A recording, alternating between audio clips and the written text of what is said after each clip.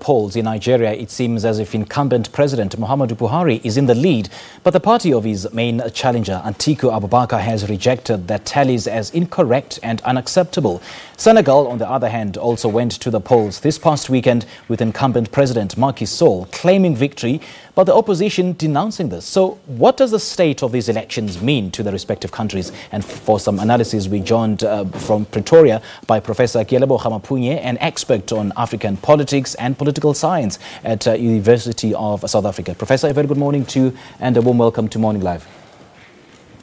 Good morning. Thank you for inviting me, Simpiwe, and good morning to the viewers. So as a starting point, what is your analysis of both the elections in Nigeria and Senegal over the past weekend? Overall, I think they have two lessons. On the one hand, when I look at the Nigerian elections, it means that we are still in that space where we have problematic elections that are marred by violence. We know that these elections were supposed to have been held 2 weeks ago, and that the issue of disputes, especially post-election violence and also disagreement with the outcome, is still with us on the side of Nigeria.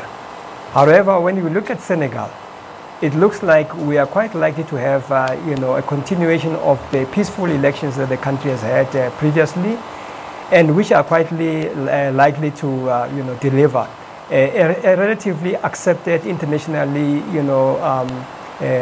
free and fair election that everyone is clamoring for.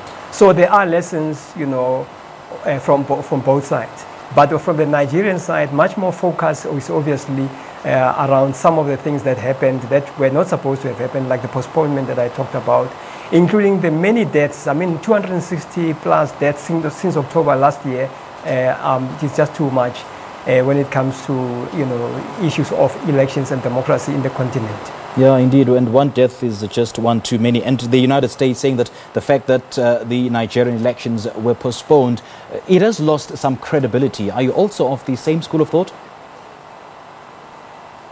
I wouldn't say the credibility because the postponement itself, I tend to listen to the election management body, the INEC, the Independent National Electoral Commission of Nigeria. Those are the people who are the election management body who manage and conduct the elections.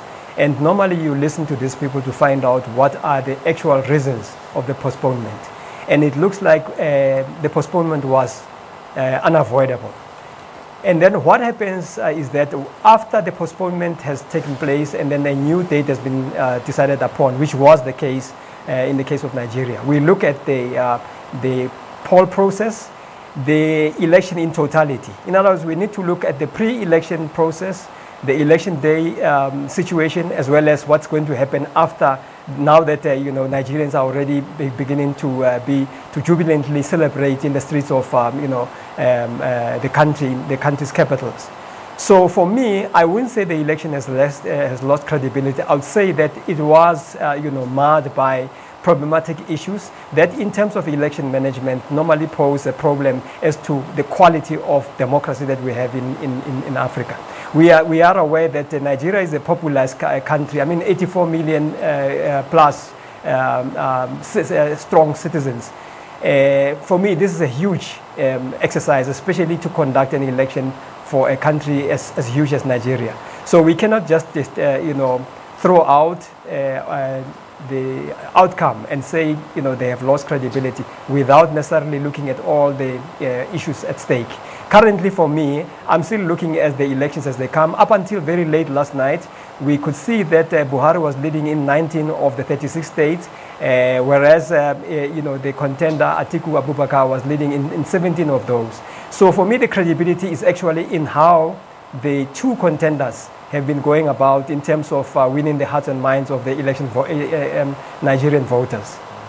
Now, Professor, the scale of corruption in that country is so vast, affecting so many facets of public life, such that making serious inroads into dealing with the problem would take a great deal of focus, would take a great deal of energy and commitment. And in his election campaigns, he promised to tackle corruption head on. So should we dismiss that as merely an electioneering tactic, or should we give him the benefit of the doubt that he will indeed fight corruption in this current term?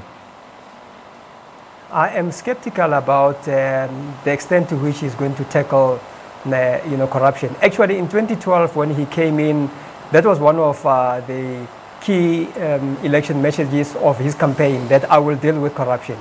And many commentators, including myself, were very skeptical about the extent to which he will deal with that, because it's a countrywide problem, but also him, not many gave him the chance that he will be able to do much in the 5 years up until 2019. And to this extent, I tend to be of the view that he hasn't done much in terms of the issue of dealing with corruption. Some might say we are unfairly blaming him because it is a societal problem in Nigeria. Corruption tends to become, an issue in terms of the institutions as well as the structures of the society.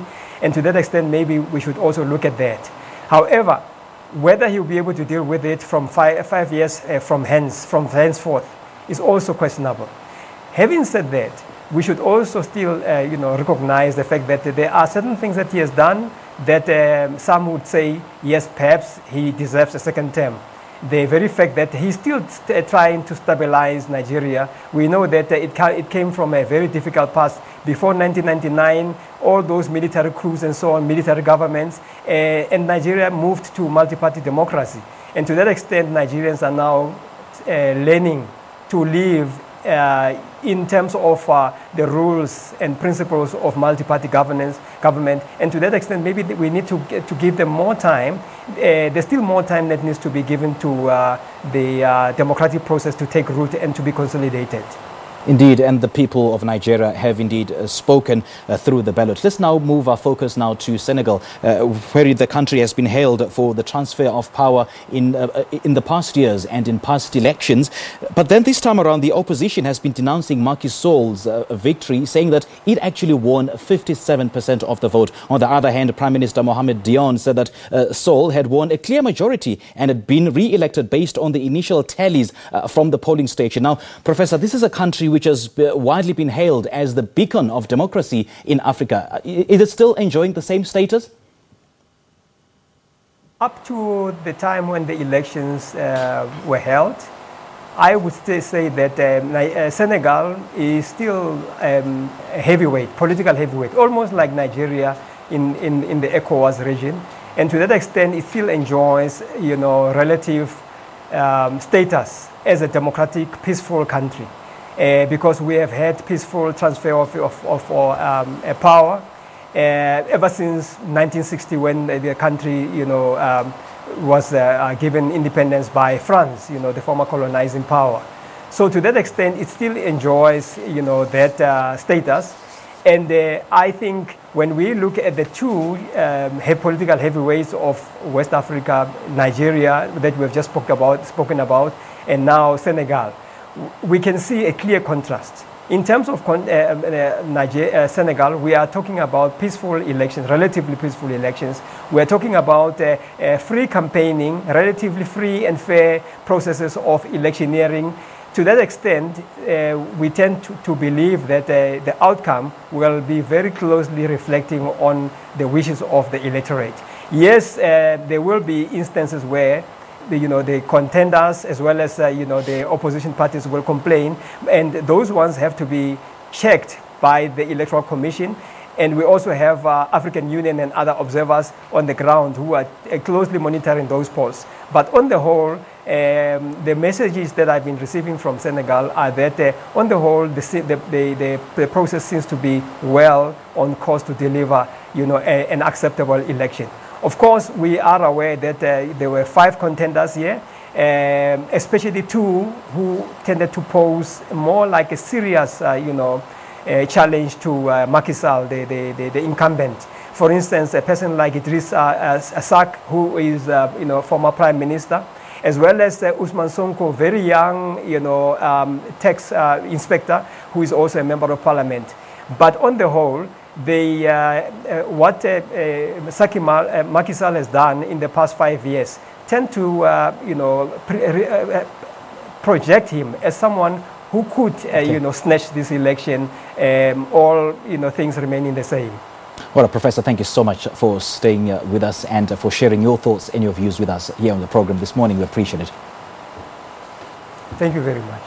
Well, that was the chairperson of the Department and Professor of African Politics at the Department of Political Sciences at the University of South Africa, Professor Kealeboga Maphunye, giving us some analysis on the elections in Nigeria and Senegal this past weekend. We'll have more after this break.